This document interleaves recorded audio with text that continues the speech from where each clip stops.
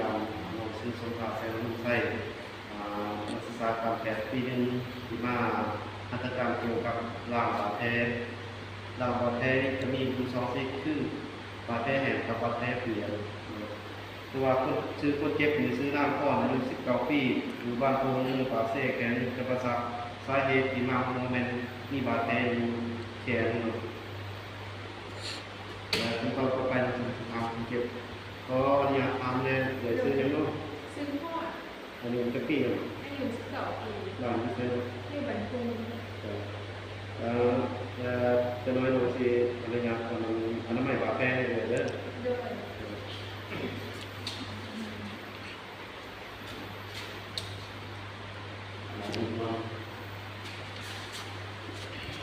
ตัวอย่างเรา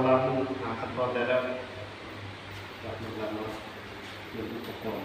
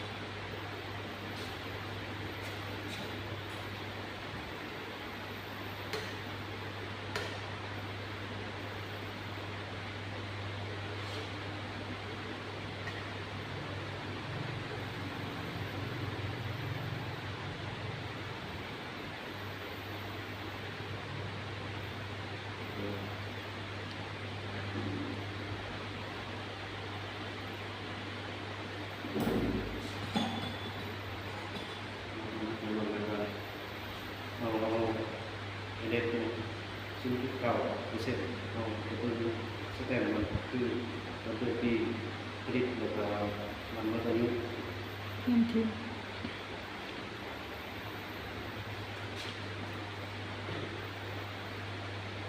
ผลิตคือการเนาะเป็นเรื่อง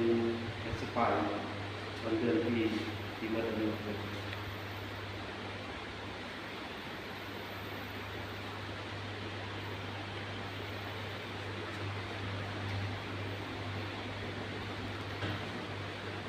ต่อไปหลังมือก็ทำเลยเราซิปต่อไปใส่มือ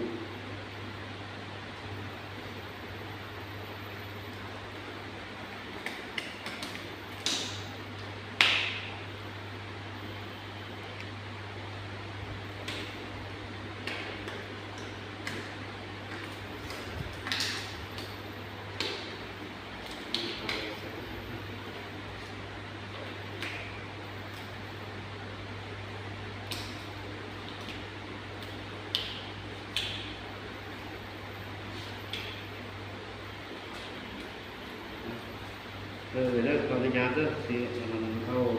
แต่คนเป็นปกตินี่เรื่องเก็บเนี่ยที่ขับที่เป็นนู้น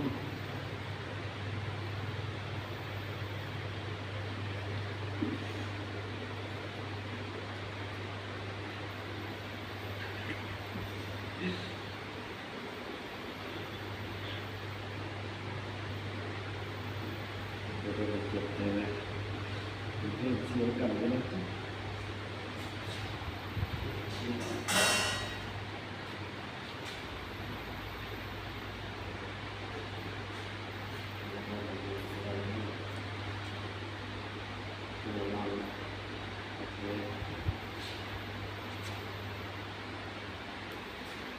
เราได้เห็นเนาะ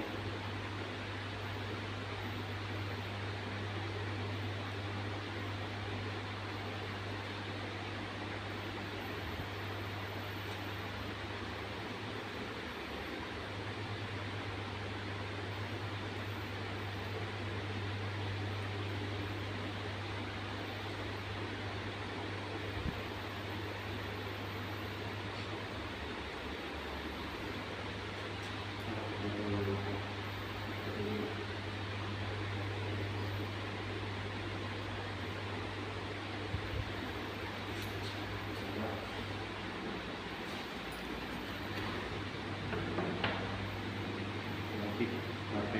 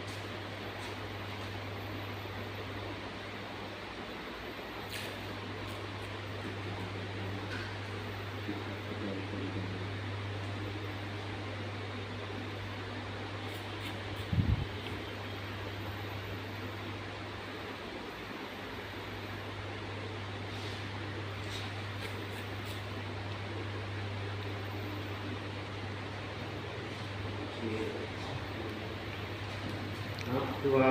แล้วเลยมีแต่ให้เลยพยายามเรื่องนี้มาไปออกกำลังกายตัวเก็บหนักลายเนาะอันที่สองตัวพยายามกินอาหารที่มีสารบำรุงคืนเพื่อเฮ็ดให้บาดแผลเฮาดีไว้อันต่อมาก็ไปบาดแผลคือน้